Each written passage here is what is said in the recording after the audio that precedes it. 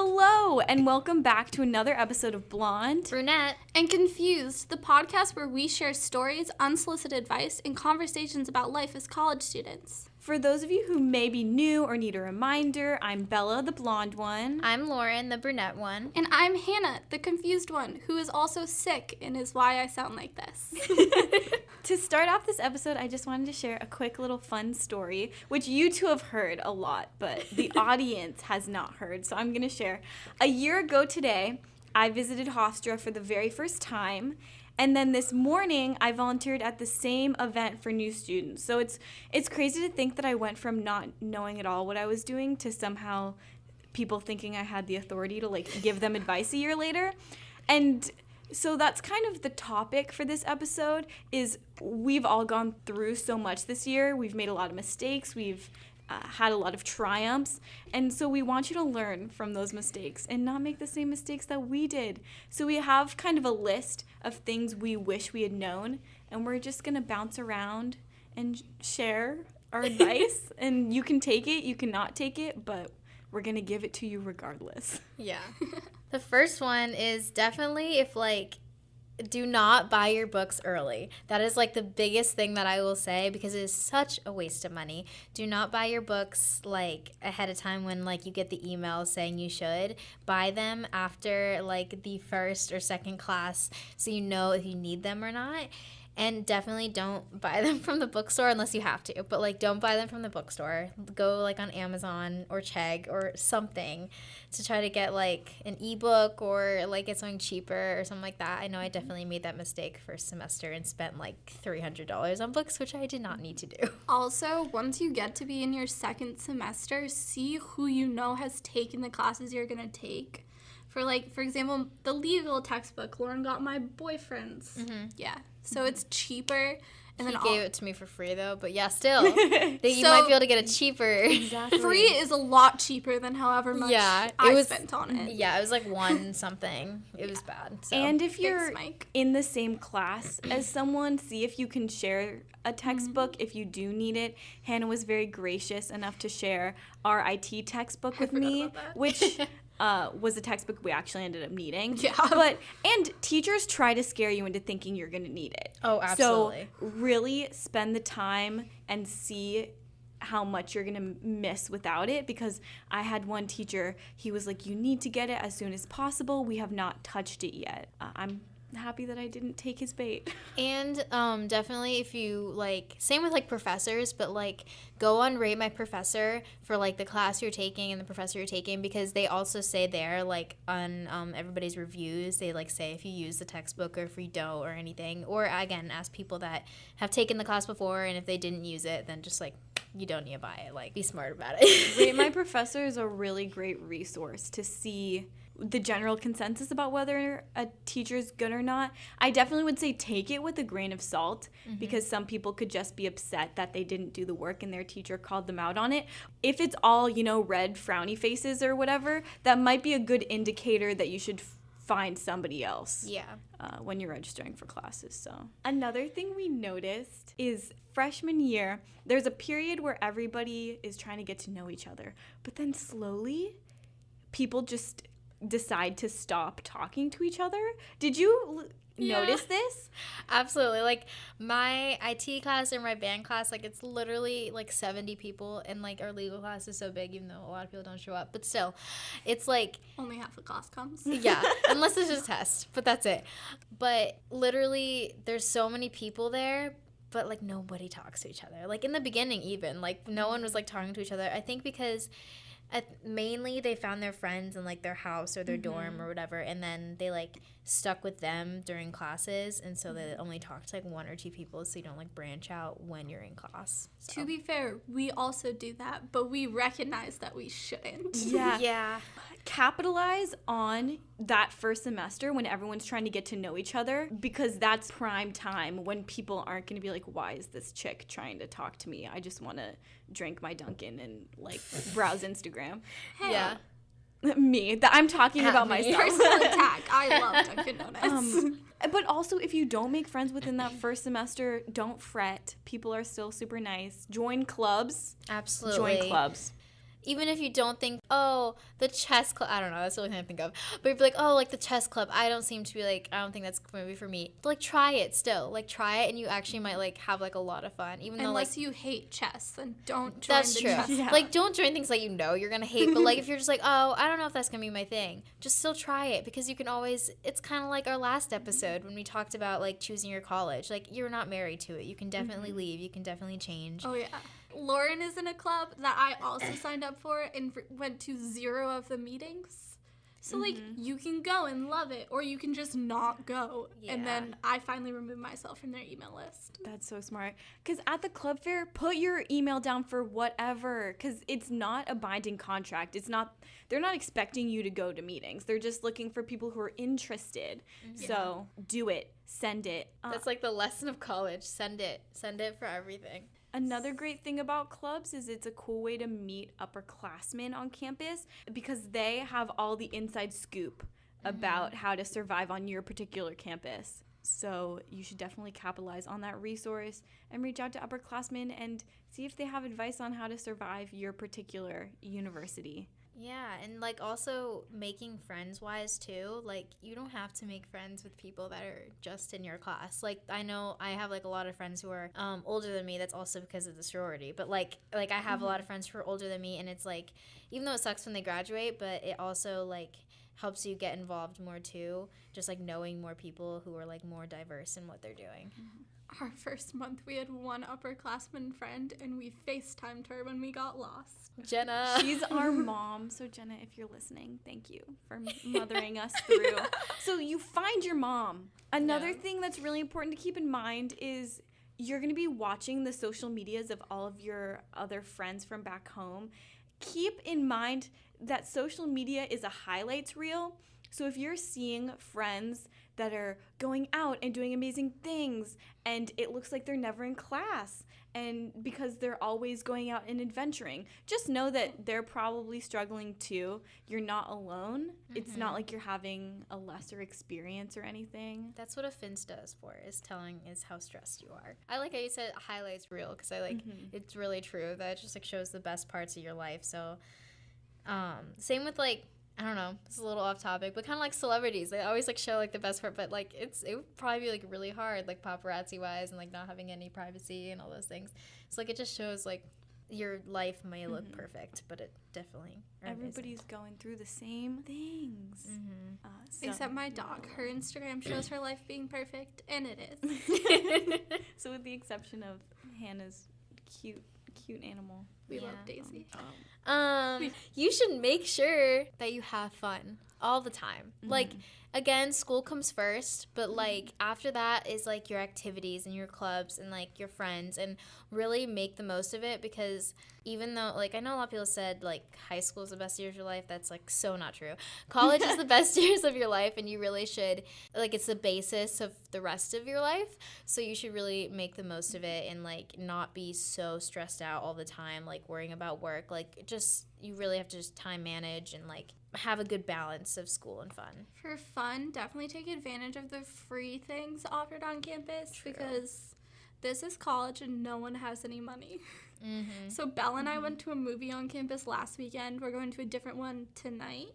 Talking about classes, a lot goes into scheduling classes. First of all, the most important thing is be honest with yourself. So, for example, 2 people in our lives, Hannah and our friend John, who we've mentioned. Hannah has a schedule where she gets up, you know, I'm sure you can talk more about this, but you get up and you're done with classes by 10. John doesn't get out of bed until, like, he wants to sleep in as long as possible. They couldn't fit on the same schedule, and neither one is right, you know? Yeah, it's definitely about what works best for you, because, I mean, I personally wake up pretty early in the morning, specifically because at home, if I don't, my dog barks at me and hits me with her paws. Oh my God. if I were to have that kind of schedule, I feel like I would just kind of wake up and sit there. So I like to get up early and then be done kind of early. But if John did that, he would never go to class. Yeah, like you have like a 5-day actual schedule, and he has like Monday and Wednesday he has 4 classes, and Tuesday, Thursday he has 1 class, and it's at 6:30 p.m. So like he just sleeps till literally 5 until he has to go to class, and he has no Friday classes. So like that's the best part about college. You get to build your own schedule, and so you need to make it work for you. Don't try and fit into whatever you think you should do. And also don't necessarily avoid classes that don't associate with your major. I personally have gotten a lot out of taking the liberal arts classes, so you don't have to be all, writing has nothing to do with being an entrepreneurship major. I hate that I have to take it. You can get a lot out of those classes. Or like John again, because we just really love John. He took an art history class last semester, and now he's thinking about making it his minor. Which it doesn't really have anything to do with his major, but he really likes it, and he fit it into his schedule, so why not? Yeah, and it's really easy to make like a minor, especially somewhere where it's a liberal campus, where like there's a lot of classes that you could take that will still count like towards your degree, like distribution classes. Like my improv class counts towards my marketing major. Like that doesn't make sense, but like it's an appreciation and analysis class, so it like still counts. So, and now drama is my minor. So, like, you can really make it work for you. Like, it doesn't always have to, like, I don't have to take marketing classes all 4 years. Another thing is you're not married to your major. It's so easy to change. And you should if you find something you like better. Oh, yeah, Absolutely. like my boyfriend was marketing? Yes. Yeah, I knew that. Well, now he's legal studies because he took a law class, and it brings him more joy than I do, so... And my boyfriend, Seth, he was an accounting major, and he switched to finance because he took an accounting class and realized he hates it. But you can change however many times you want. Just make sure by the time you're like maybe junior year, you kind of have it figured out, because otherwise you are definitely not graduating in like 4 years. Yeah, so... But freshman, sophomore year, especially if you're within the same like category of degrees, like business degrees, you've mostly taken the introductory classes you'd have to take anyways. So it's super easy to switch. Like if I switched my major right now, I've literally taken none of the marketing classes yet, so it would not matter at all. Another thing that I would recommend is when you get your class schedule, walk your classes, at least the first time. Walk to see where all the buildings are beforehand, just to give yourself that sense of confidence going into it. I know that we did that, and I found it helpful just to know, even if you can't memorize the route, you know generally where the buildings are. And also look to see if your campus is on Google Maps, because our campus is on Google Maps, and you can type in a specific building and it'll give you walking instructions within campus, which was a lifesaver my first couple weeks. Yeah, absolutely. Because I know my second semester, I didn't really have to walk my classes because you know where everything is. So it's a lot easier after your first semester. Something that's also important to note is about parties. First of all, they aren't a requirement. You don't need to be a party animal to get a lot out of college. Like, don't think that you need to go to them. Don't think that you have to be involved in that scene. And also, don't think you have to dress up crazy to go to parties. We show up in t-shirts and jeans, and so do the majority of other students. So obviously feel cute and confident, but don't think you need to go out and buy a whole new party wardrobe or whatever. Like, there's always a theme to parties, too, and you do not have to do that. Like, you never have to do it. Like, just show up in, like, sweatpants or, like, again, like, jeans or something. Like, if theme is pirates and you don't have anything for that, just, like, throw You on... don't have a spare pirate hat? Oh, no. Lauren. I know, Come on, I we need all to get do. one. People only do the theme if they, like, just have that something lying around. Like, you really don't have to. And also, Google the questions to your homework.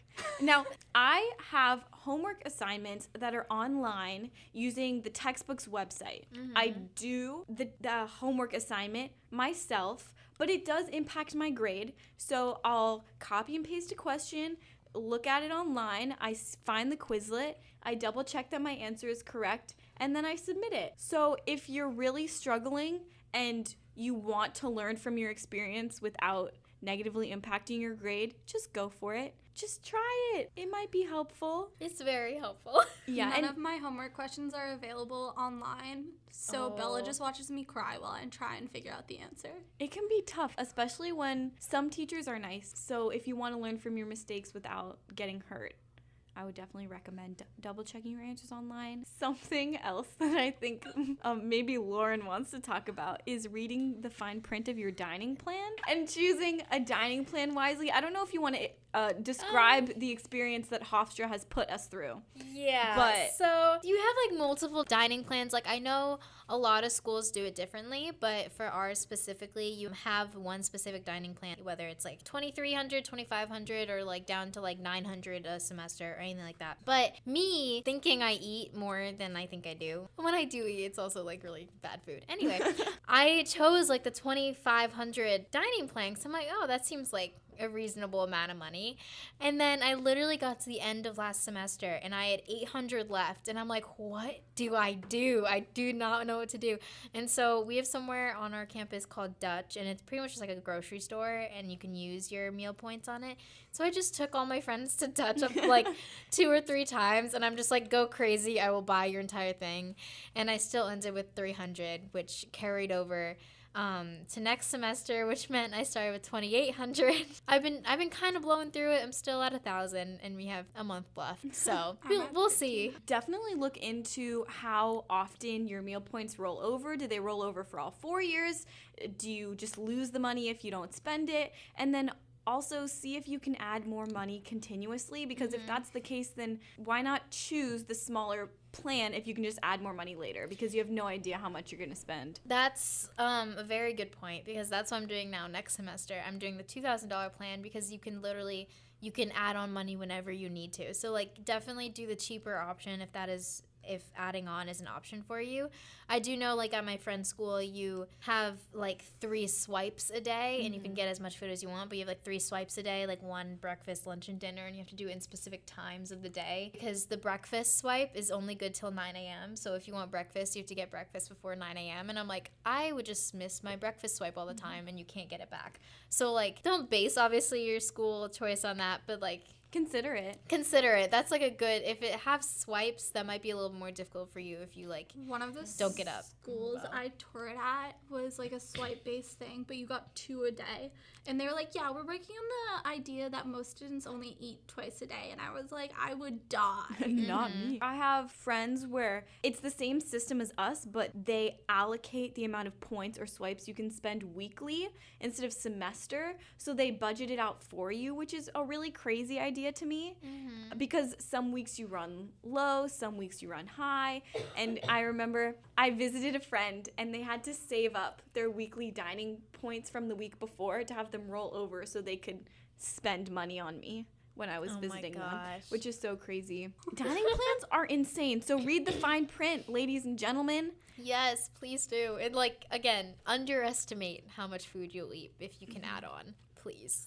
It will save you money. Add on, overestimate. True. Yeah. Yes, do that too. Yeah, we just don't want you to lose your money at the end of the semester because you didn't eat 5 meals a day or however much they try. 5 meals a day. The school will try to tell you. The school will try to say, oh, you really, really need that middle plan. But do you? Also, if your dining points works like ours, the RAs have a specific dining plan and they all run out of money like within a month. So if you have a lot, buy your RA food and then your RA will like you. Yes, very true. Being nice to your RA is also a super important thing. Be nice to them. They're college kids too. They are your peers, and if you're nice to them, they'll be nice to you. Here's a big thing when you move into your dorm. Buy a mattress pad. Oh my god, yes. I didn't for the first month. I couldn't sleep.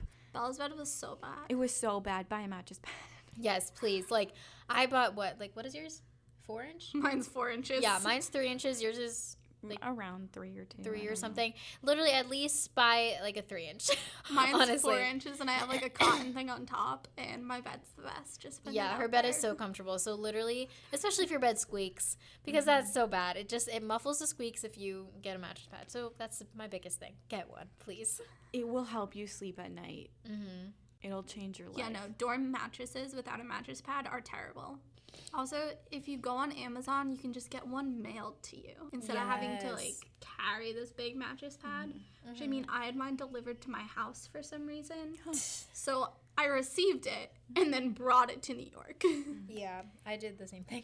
And speaking of dorm things and how to get them and what to get, our next episode is going to be all about that. So you should definitely tune in for episode 4 to hear all about more insight on dorm things and how to get them to your room and all that good advice. So I think the biggest like takeaways you should probably get from this is 1, buy a mattress pad. Second of all, please get involved when you go to school. It is completely worthwhile and you will make a lot of friends from it. Don't buy your textbooks early. Please don't. Wait for like your first class or see if you use them or ask a friend or anything like that. Or you might be able to get it from a friend if they had that class earlier. Be nice to your RA.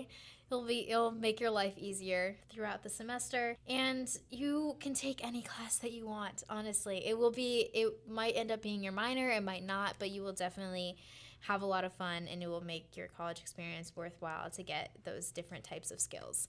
So those, I think, they're the biggest takeaways. To stay up to date on new episodes and look behind the scenes, follow us at BBNC Pod on all social medias, Instagram, Twitter, Facebook, even Pinterest. Is also a great place to contact us. Let us know what you think and give us topics you want to discuss. Finally, share our podcast with anyone you think may be interested. Thank you so much for listening. You're all shining stars.